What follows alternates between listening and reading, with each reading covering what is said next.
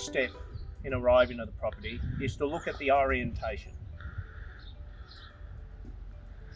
This house, I'm standing almost due north of the house. So what we can see is the house is actually orientated to face east.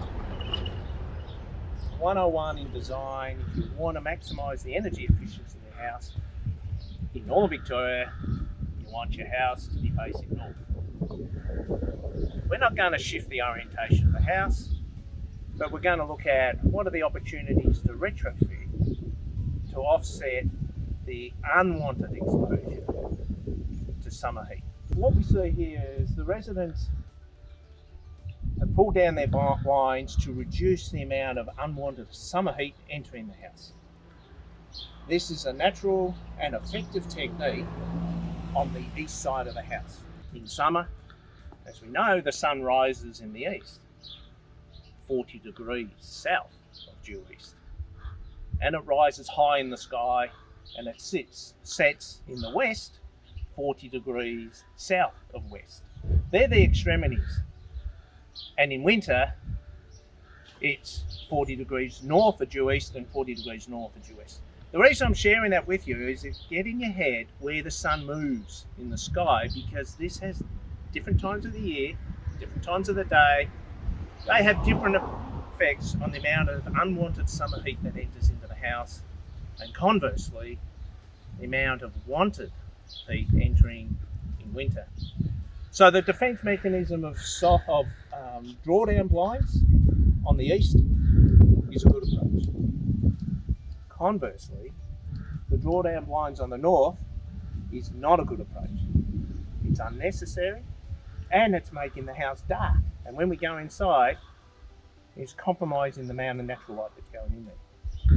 And because this house was built back in the 50s or thereabouts, the builders of the time recognised the importance of eaves. While they paid no regard to orientation, they did pay regard to eaves. And let's have a look at what benefit has come from that eave. So the eave on this part of the house is offering partial shade. If the eave came out a little further, it would offer more shade. What the residents here could do is actually have a horizontal awning to extend that awning out further so as to provide shade in summer. But you don't want to send that awning out too far where it provides shade in winter. So it's about getting the balance. So blinds, drawdown blinds are north facing, not a good solution. Think about when you're on the north face of the house, you want horizontal shading. In contrast, on the east and the west, these drawdown blinds are a good solution.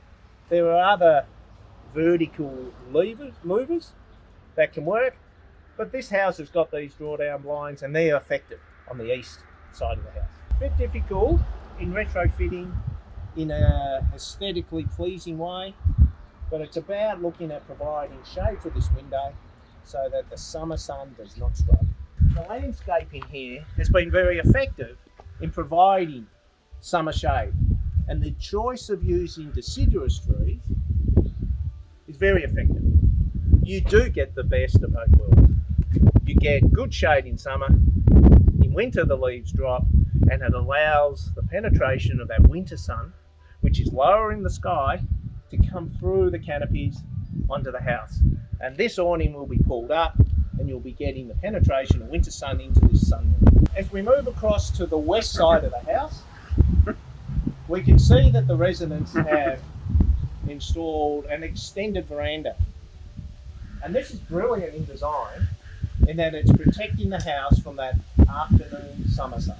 I will make one comment about the roof, because there is no sisolation in this roof. From a functionality point of view, it would assist in reducing the amount of radiant heat that is coming from that tin to both heat up the floor and heat up the people who will be resting here. The other reason sisolation is put under tin is to reduce the amount of generation of condensation.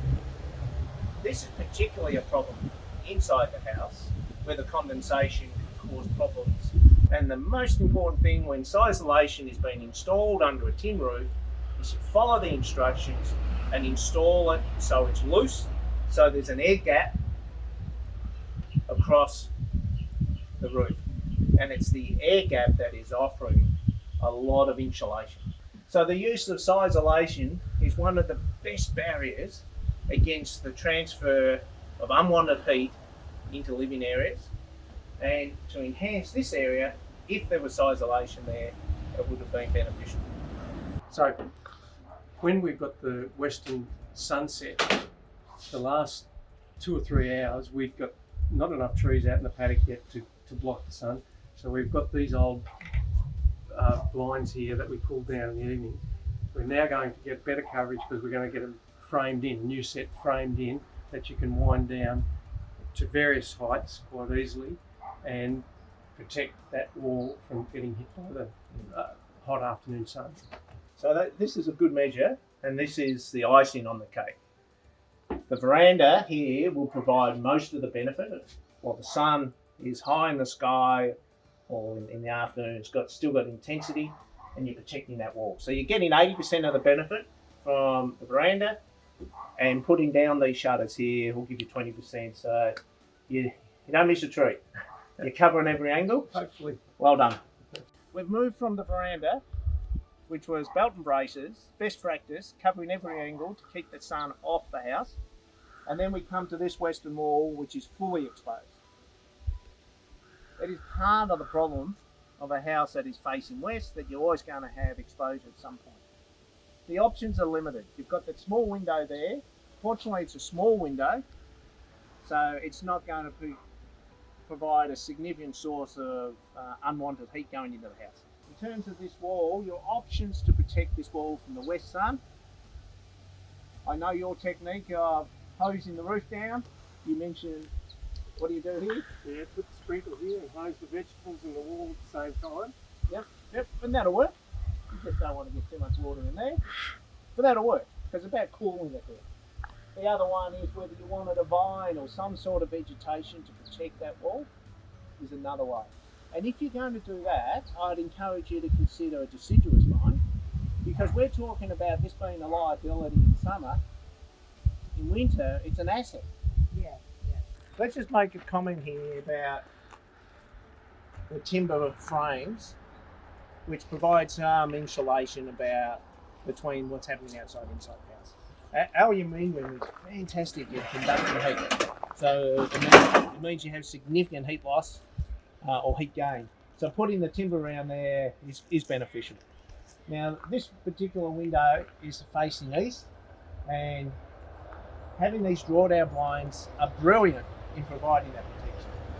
Because a horizontal protection facing east, the sun will still come in under. Similar to the west with the veranda. So these draw down blinds, they're good. They're good for that effect. These are brilliant on east and west. Yeah. Remember that, east and west, because we're going to look at the north in a minute. Earlier in the session, I talked about my two fetishes, ice creams and palmers. I actually have a third one, and it's blinds on north-facing walls, because I hate them. No offence, but they're not suited for a north-facing wall, because you don't need them. The benefits of a north-facing wall is you can have eaves that come out horizontally, and they'll provide the benefits of keeping that unwanted summer heat on your windows. And then it's about retrofitting to extend the eaves, if and in this case they're not as wide as they should be to get that benefit, but it's a horizontal protection is what you're looking for, not the vertical. And it's a pointed contrast between how you treat east and west and how you deal with the north. Taking advantage of the sun coming through the house to provide that passive heat gain is fundamental in good design. And even when you've got a house that isn't orientated to north to take full advantage, you can be opportunistic in the small window of the morning with the sun shining to take advantage of that.